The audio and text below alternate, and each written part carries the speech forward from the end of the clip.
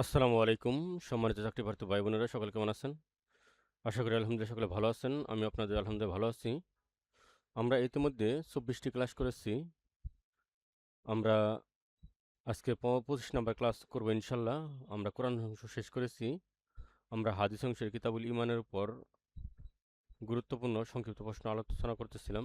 তার ওই ধারাবাহিকতায় আজকে আমরা আলোচনা করব এবং আজকে আমাদের কিতাবুল ঈমানের উপর গুরুত্বপূর্ণ সংক্ষিপ্ত প্রশ্ন শেষ হবে। আমরা আগামী ক্লাস থেকে এমসিকিউ আলোচনা করব ইনশাল্লাহ। ১৯তম শিক্ষক নিবন্ধন প্রস্তুতি অনলাইন কোর্স, প্রভাষক, ইসলামিক স্টাডিজ, লেকচার ২৫।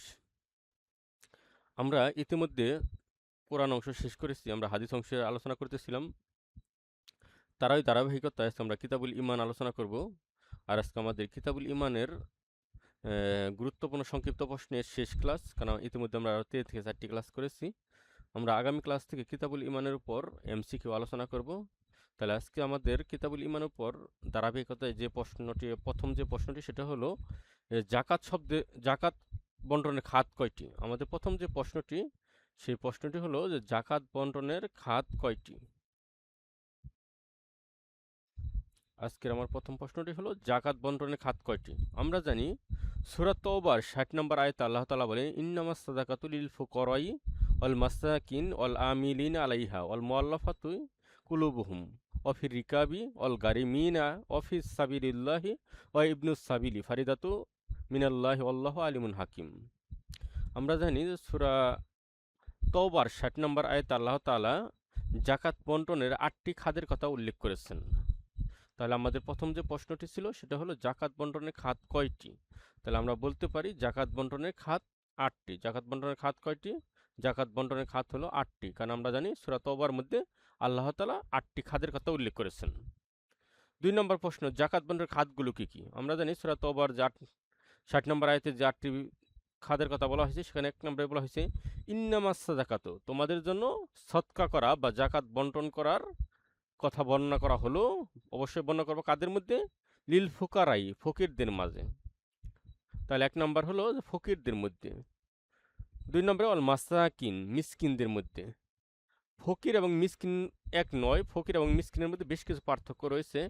১ নম্বরে ফকির যার আবাস ভূমি রয়েছে, বাড়িঘর রয়েছে, তবে সে আর্থিকভাবে সচ্ছল নয়, সে হলো ফকির।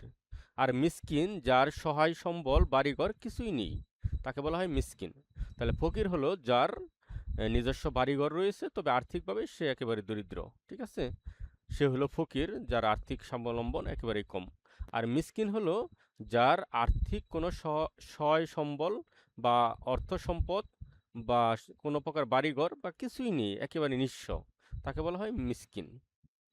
৩ নম্বরে অল আমিলিন আলাইহা, জাকাত আদায়ের কর্মচারী, যারা এই জাকাত আদায়ের খাদের সাথে নিয়োজিত যে সকল কর্মচারী রয়েছে, যাদেরকে জাকাত বন্টনের খাতে কি করা হয়েছে, নিয়োগ দেওয়া হয়েছে, তারা কি করে?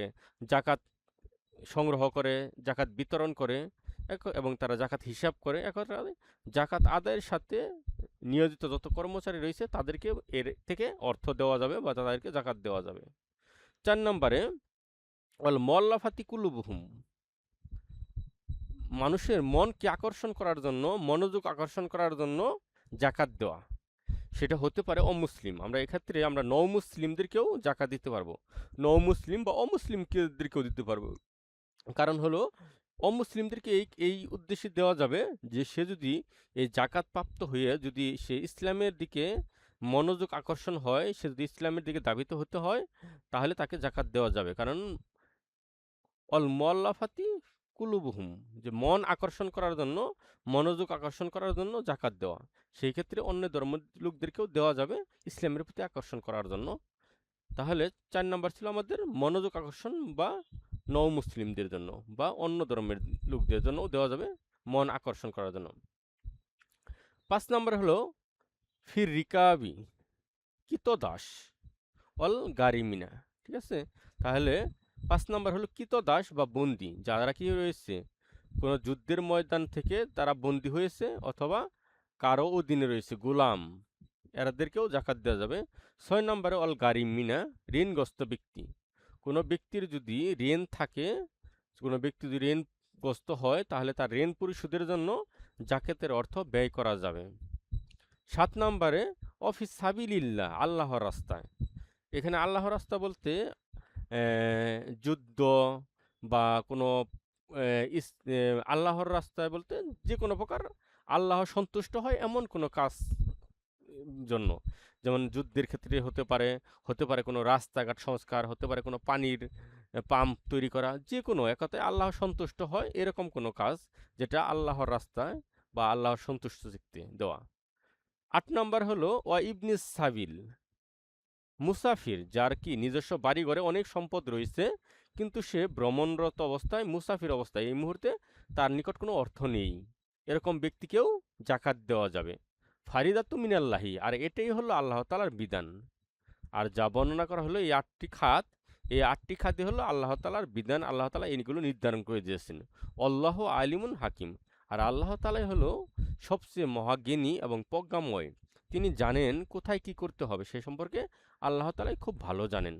তাহলে আমরা দেখতে পেলাম যে জাকাত বন্টনের খাত আল্লাহ তাআলা নিজেই নির্ধারণ করে দিয়েছেন। সূরা তওবার 60 নম্বর আয়াতে আল্লাহ তাআলা জাকাত বন্টনের 8টি খাত নির্ধারণ করে দিয়েছে। তাহলে এই 8টি খাতে জাকাত বন্টন করা যাবে, এই 8টি খাতের বাহিরে জাকাত বন্টন করা যাবে না। আমাদের 3 নম্বর প্রশ্ন হলো জাকাত বন্টনের খাত সম্পর্কিত কোরআনের আয়াতটি বলুন বা লিখুন। সেটা হলো সূরা তওবা 60 নম্বর আয়াত। সাধারণত জাকাত সম্পর্কে যদি কোনো প্রশ্ন আসে তাহলে অবশ্যই এই আয়াতটি উল্লেখ করতে হবে, অথবা বিশেষ করে এটা ভাইবার মধ্যে জিজ্ঞেস করে যে জাকাত বন্টন সম্পর্কে আল্লাহ তাআলা কোন সূরার কত নম্বর আয়াতে বর্ণনা করেছেন, অথবা এই আয়াতটি বলুন। ঠিক আছে, যেহেতু এখানে 8টি খাদের কথাই উল্লেখ রয়েছে, এবং কি এমসিকিউ প্রশ্নের মধ্যে আসতে পারে যে জাকাত বন্টন বা আল্লাহ তাআলা যে জাকাত ফরজ করেছেন, এই জাকাত বন্টনের যে খাত রয়েছে এই খাতগুলো কোন আয়াতের কত নাম্বার আয়াতের মধ্যে, কোন সূরার মধ্যে আলোচনা করা হয়েছে, যার জন্য এটি একটি গুরুত্বপূর্ণ আয়াত, যার কারণে সূরা তওবা 60 নম্বর আয়াত। আপনারা এটা মুখস্থ রাখার চেষ্টা করবেন। ইন্নামাস সাদাকাতু লিল ফুকারাই ওয়াল মাসাকিন ওয়াল আমিলিনা আলাইহা ওয়াল মুআল্লাফাতি কুলুবুহুম ওয়া ফির রিকাবি ওয়াল গারিমিনা ওয়া ফিস সাবিলিল্লাহি ওয়া ইবনিস সাবিলি ফারিদাতু মিনাল্লাহি আল্লাহু আলিমুন হাকিম। বিশেষ করে ফিস সাবিলিল্লাহ এই পর্যন্ত হলো আমাদের 8টি খাত। ঠিক আছে, 1 নাম্বার খাত হলো ফকির, 2 নম্বরে মিসকিন, 3 নম্বরে আমিলিন আলাইহা, 4 নম্বরে মুআল্লাফাতু কুলুবুহুম, 5 নম্বরে রিকাব, 6 নম্বরে গারিমিনা, 7 নম্বরে ফিস সাবিলিল্লাহ, 8 নম্বরে ওয়া ইবনিস সাবিল। এই 8টি হলো আমাদের জাকাত বন্টনের খাদ্যের 8টি বিষয়, এটা মুখস্থ রাখার চেষ্টা করবেন। 4 নম্বর প্রশ্ন আমাদের জাকাত ও করের মধ্যে পার্থক্য